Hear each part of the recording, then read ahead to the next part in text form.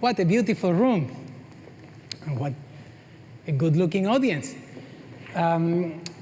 It's new perspectives what we are going to be addressing during this meeting, and in particular, in this session. So I would like to take a very personal perspective. I'm going to be sharing with you very intimate stories and some questions that are bothering me a lot, and that have been bothering me for a while.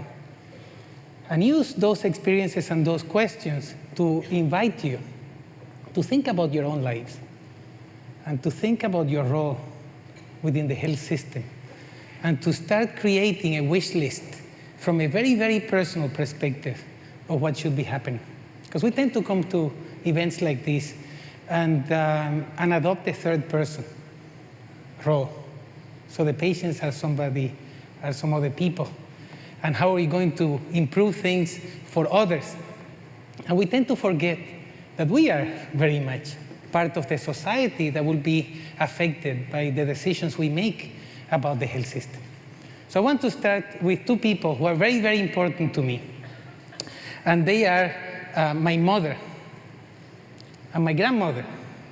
They are the only two living direct ancestors I have. Everybody else is dead. And my mother developed dementia in her early 60s. And her mother, who is almost 100 years old, became her caregiver. With a team of people, she has been looking after my mother ever since. So a few years ago, my brother, who is a dentist, and I went to their home to visit them. And our plan was to take our mom away to a special facility. When we mentioned that to my grandmother, you should have seen the scene. She said, "Over my dead body. She is my baby, and it is my duty to look after her for the rest of my life. If you take her away, you'll kill me." Why would you take her away? We are fine. We are fine. And I looked at my mom and I said, "Mom, how are you?" "I'm fine." "Are you happy?" "Of course." "Do you need anything?" "No." My grandmother said, "I told you so. We are fine. Leave us alone." So my brother and I left wondering what had happened in there. Really shocked, because we are health professionals. We are used to fixing problems. And we thought that they were in trouble, and that our role was to do something about it. And what we got was a big lesson that we are still processing. So I went home, more comfortable. I lived thousands of miles away. And a few months later, I found myself at one of my monthly meetings with the core members of my personal board of directors. Okay? The board is chaired by my wife, and the two main members are our two daughters. And every month I sit with them and I ask them for feedback as to how I could be a better Alex. And I said to them, "What's your recommendation?" And they said to me, "You must stay healthy." I said, "Easy, easy. I will eat better, I will exercise more, done deal." Until life hit me. I found myself in a hospital a few months later after one of the most amazing experiences of my life. I needed a colonoscopy. I don't know how many of you have had a colonoscopy done, but anything that was inside me was flushed, including any illusion of self-importance or control. I had to drink this horrible thing, and I was playing the strong person, and no way, I had to run. And sitting on that toilet, I had tremendous opportunities to reflect about my role in life. And when I had my colonoscopy, I didn't have sedation, because that day, one of my patients was dying, and I had promised his wife, who didn't speak English, that I would be available if she needed anything. So I had my colonoscopy with my phone, my mobile phone with me. I watched the whole thing, and I felt the whole thing. And when I went to the recovery room, I was very relieved. I said, "Phew, I don't have colon cancer," okay, which was the diagnosis going in. Phew. And at that point, it hit me again. What is health? What is health? I am meant to be a health professional. I was meant to be in a healthcare facility. I am a health innovator. I'm a professor in a faculty of medicine, faculty of health. Do we really know what we mean by health? Have you thought about it? What is health? Okay. It seems that Martin Luther said that words are like children. The more attention we pay to them, the more demanding they become. And the word health is one of those. It's like beauty. Okay? Very much in the eye of the beholder. We know what health is, but when we try to define it, then we're in trouble, because there is a big gap between what we know and what we can tell. So I did what professors tend to do. I went to an etymology dictionary. Let's see where this word comes from. And I realized that very similarly to what happens in Spanish, this word is very old. And in this case, it goes back to Old English, and I would not try to pronounce it because I don't think there is anybody who knows how Old English really sounded. But what most of the etymology dictionaries seem to agree with is that this word is very, very related to being whole, to being complete, to being well. When I saw that, I said, cool. And then, shocked again, I realized that nobody had taught to me or had talked to me about being whole throughout my entire educational career.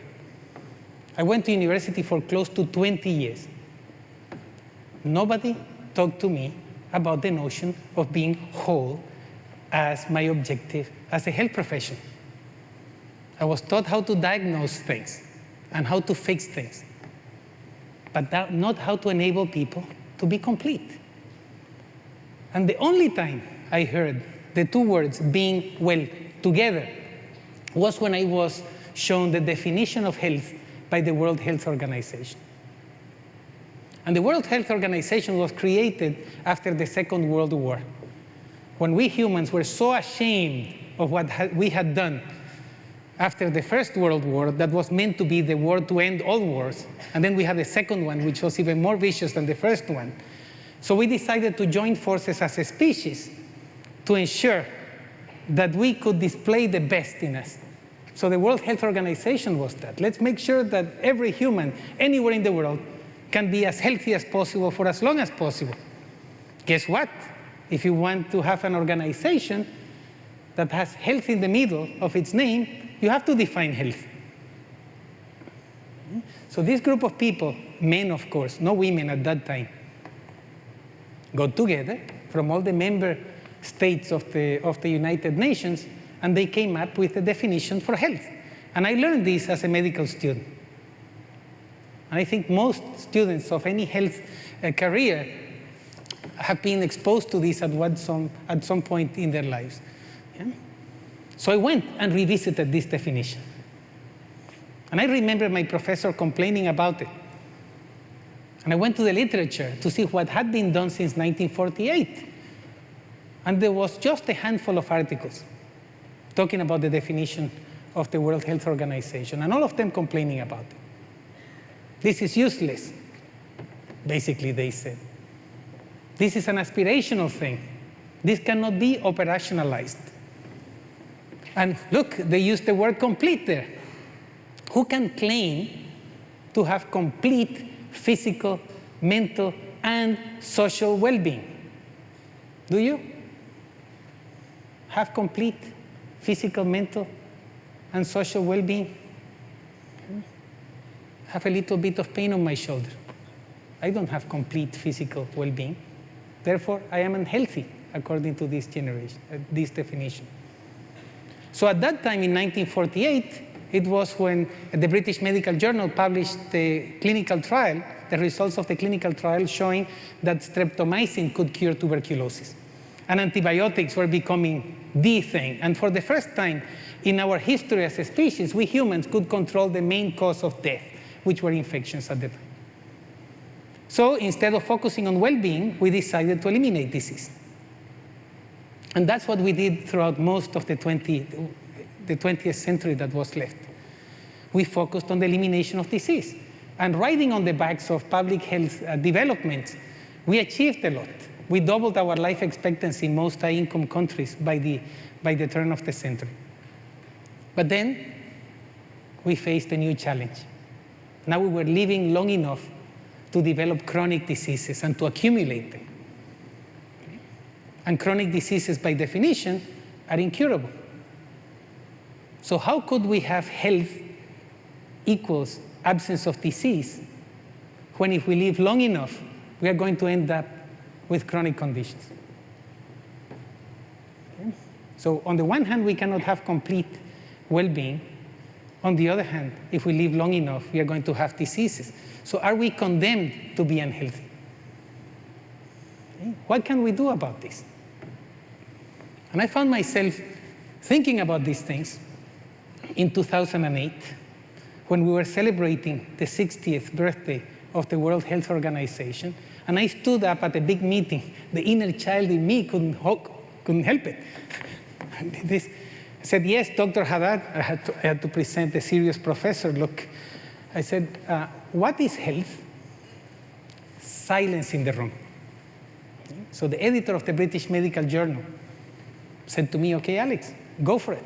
Use the journal and our blog to see if you can figure it out. So I joined forces with Laura O'Grady, who was doing her postdoctoral fellowship with me at the time. And we started a global conversation in 2008. We invited the world to join forces with us to try to reimagine the meaning of health. And this was a very interesting experience. There was no global conversation. We had more than 30 people produce new definitions. So I ended up doing more harm than good with what I thought was a clever idea. And then I was bailed out by the government of the Netherlands. I got a message saying, we have some resources and we want to bring a group of people together to try to come up with something useful.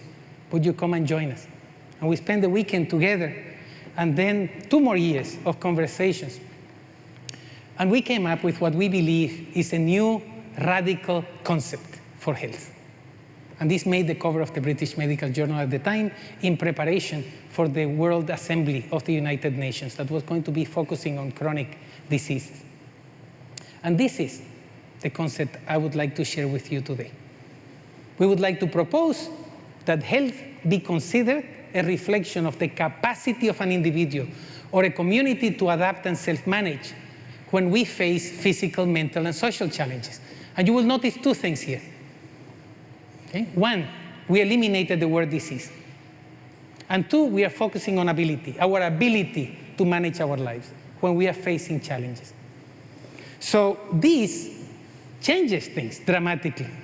And we are getting data now from all over the world, and the most beautiful set I have is from Spain.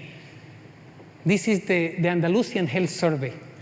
And they were asking people, do you have chronic diseases, and how healthy do you think you are? And on the second column, from the left, you're going to see that 75% of people with one chronic disease say my health is good, very good, or excellent. And at the far right of that graph, we'll see people with 3 or more chronic diseases.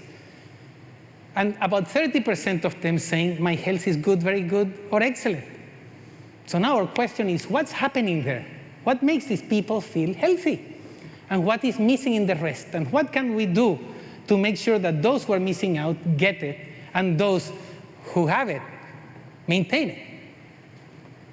And this is very exciting because it would force us to rethink our role as health professionals, what we do within our institutions, how we allocate our resources, because now they need to be devoted to improving that capacity to adapt and self-manage. But of course, I wasn't satisfied with this because I'm self-managing and adapted to my challenges. I want more. So with my board and their influence, I've been thinking about wellness. What if we designed wellness services?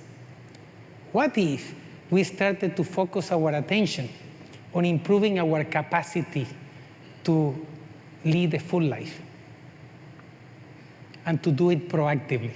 Because our concept of health is very reactive. You need to have a physical, a mental, or a social challenge to which you would need to adapt and which you would need to self-manage. We leave out the proactive part of our lives. I love reading. I love writing. If my capacity to read and write is maximized, my chances of living a full life will be optimal. I love asking questions. That's my verb, to question. So how can we do that? And the best example I would love to share with you today comes from the Netherlands. This is a small town by Amsterdam that is populated by over 300 people with dementia, like my mother. And they live there in houses that resemble where they lived all their lives, but with a flavor of the 1950s, which is the time they remember best. And they are free to do whatever they want. Go to the bar, have a drink, go for a hairdress and for a haircut to look pretty, go shopping. And the twist in this town is that every person working there is a health professional. So the hairdresser is a nurse, the bartender is a social worker, the clerk at the supermarket is a psychologist. If they forget what they were going to get, it doesn't matter. Okay? If they pay with the wrong amount, it doesn't matter. If they get lost, they will be escorted home. If they ask where I am, they are told. They would forget within 15 minutes. They can live a full life. They can adapt. They can self-manage. And they can proactively pursue a full life, despite the fact that they have dementia. I want that for me. But that leaves, even if we did that everywhere, even if we transformed our entire health system to make sure that our society becomes, our towns, our neighborhoods become like this, there is one big frontier that we need to cover. And I would like to finish with this one. Is that we haven't been able to change our mortality rate. And I learned this, I was reminded of this by my friend Scott Murray from the University of Edinburgh. He said, Alex, it's fascinating. The mortality rate for us is 100% in North America. And in Europe, it's also 100%. And in Asia, it's 100%. And in Australia, and in Africa, and in South America. Wow, even though we write in our articles, this intervention reduced the mortality rate by 30%. No, it didn't. It reduced the mortality rate associated with that particular disease when you are given this intervention. Dear friends, we are going to die. And sooner than we think. And in most cases, in horrible circumstances. More than 50% of us in North America or in Western Europe will die in a hospital. About 30% of us will die in a facility which is not like Dementiaville. Less than 20% of us will die at home. We don't have a clue how many of us will be able to die as most of us would wish to die in our sleep, not noticing it, after having a great time with our loved ones. We have no data as to how we die. And what I have seen is horrible. And I see it week after week after week. So when I found myself facing the system again, and I was standing there with my ass exposed, okay, stripped of my identity, I had this question come to my head that I want to share with you. Could I die healthy and happy? And what would it take for me to die healthy and happy? What would it take from us to change how we do things, to ensure that we can live the longest and happiest possible lives until our last breath. And I've started to gain much more appreciation for the word happiness. I'm talking about happiness more and more, and about love more and more. We tend to exclude those from our language in the health system. And I'm starting to appreciate and admire more and more the founding fathers of the United States, who viewed happiness as a right. So I would like to leave you with an invitation today, which is the first day of the rest of our lives, to consider happiness as something that we need to protect at all costs. It may be part of health. Health may be part of happiness. I don't know and I don't care, but I want both of them. And I want to consider them sacred. Thank you very much.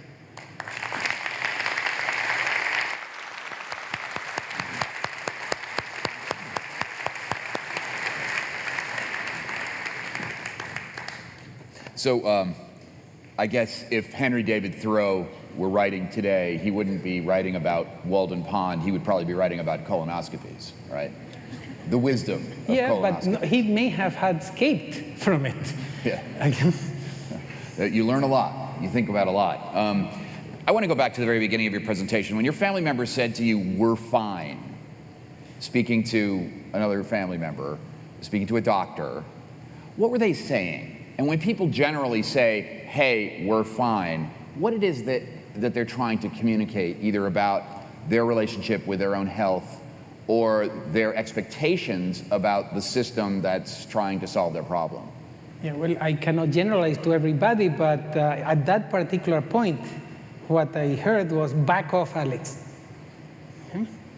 Don't come and interfere with what we have managed to stabilize. We are fine. We are managing our lives. We don't need intervention at this point.